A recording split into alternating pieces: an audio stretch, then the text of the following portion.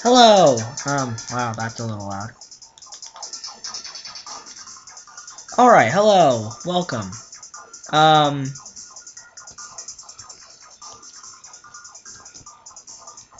Oh, yeah.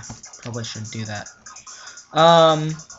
So today, because of what I was, Mario Kart 8 coming out, on the Switch just recently, I decided I would review SNES Mario Kart. Well, all the Mario Karts.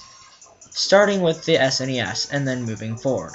The only thing I might not be able to do is use my,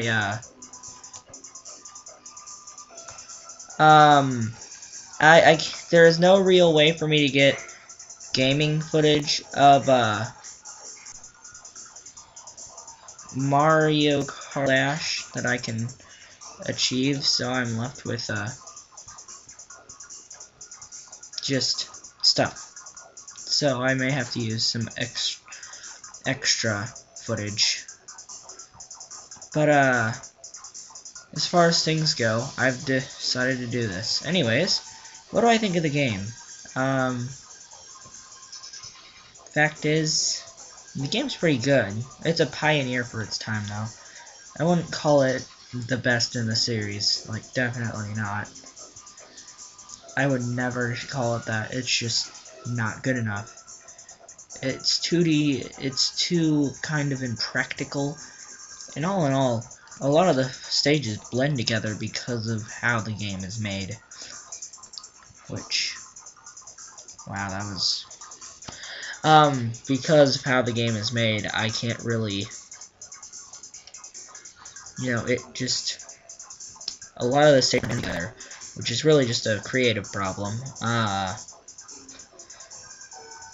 The game just doesn't feel new anymore. It's not particularly good enough. It doesn't work well as a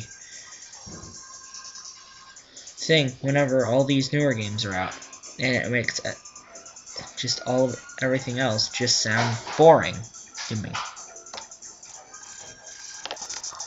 That's all I can really say about the game's design. It's just boring at this point. It's not really well handled. The design is very different, but if you like the design of how the stages are made, it's good on you. But for me, having repeated different types of these same stages makes it all blend together.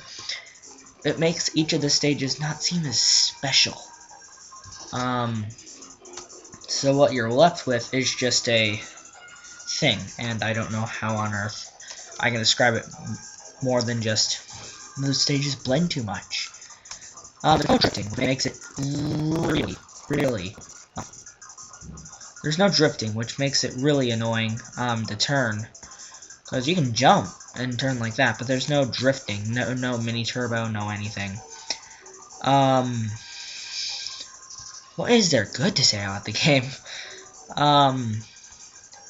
It's a good pioneer for the series, and of all the Rainbow Roads to play, while the SNES Rainbow Road is my favorite, it sticks out a bunch from the other stages that are just repeats of different stages. So it makes it a little more special to play some of these other stages. Then you have Rainbow Road, which is like entirely different, which is pretty good on the game's thing. There's not really much positive to say about the game now that the newer games have come out and gone through.